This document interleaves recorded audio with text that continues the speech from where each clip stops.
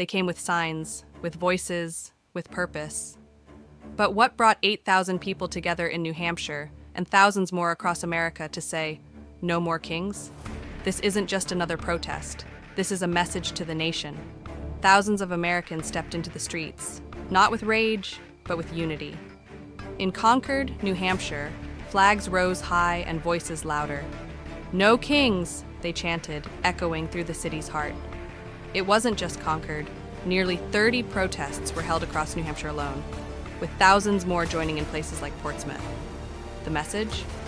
A firm rejection of authoritarianism, fear-driven policies, and any sign of democracy slipping through our fingers.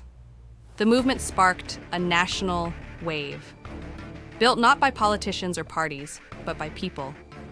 Regular Americans, students, veterans, mothers, immigrants, retirees.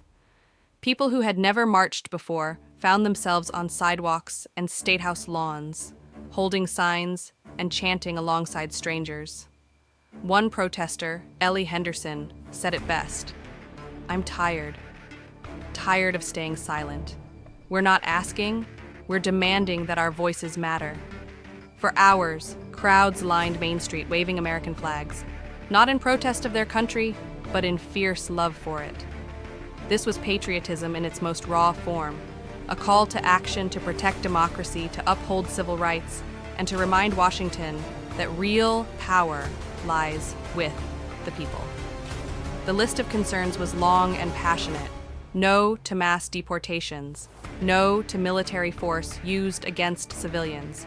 No to eroding civil liberties. No to leadership that doesn't listen. Real quick before we continue, I came across this crazy offer making waves. Some viewers are saying they received a $750 Amazon gift card just by filling out a 2-minute survey. I've dropped the link in the description if you want to check it out. All right, let's continue. Governor Kelly Ayuta, responding before the protests, urged peaceful expression. "Speak out, but do so responsibly," she said. And the people did exactly that. There was no violence, no vandalism, just a loud, proud American voice echoing through the streets. But as the protest grew, so did the diversity of views. Trump supporters soon appeared, waving their own flags. Yet there was no chaos, only contrast. Robert Rivera, standing proudly with his flag, explained, "This is democracy. We may not agree, but I have every right to be here too." That moment, two very different views sharing one sidewalk, became a powerful image of what America is supposed to be. A place where voices clash, but still coexist. For many on the lawn, the focus wasn't on party or president. It was on principle. Protesters didn't just oppose policies, they opposed fear. "I think the country is hurting," said Brian Paschulin, "and we need to unite, not as political tribes, but as people." Even in Portsmouth, miles away from Concord, the spirit was the same. Marching bands played, groups danced, and signs rose skyward. Enough is enough, no more kings, and power belongs to the people. And here's the thing, this wasn't just a New Hampshire event. From coast to coast, Americans are stepping out and speaking up, because democracy doesn't live in the halls of power. It lives in the streets. It lives in chants. It lives in every person who decides silence is no longer an option.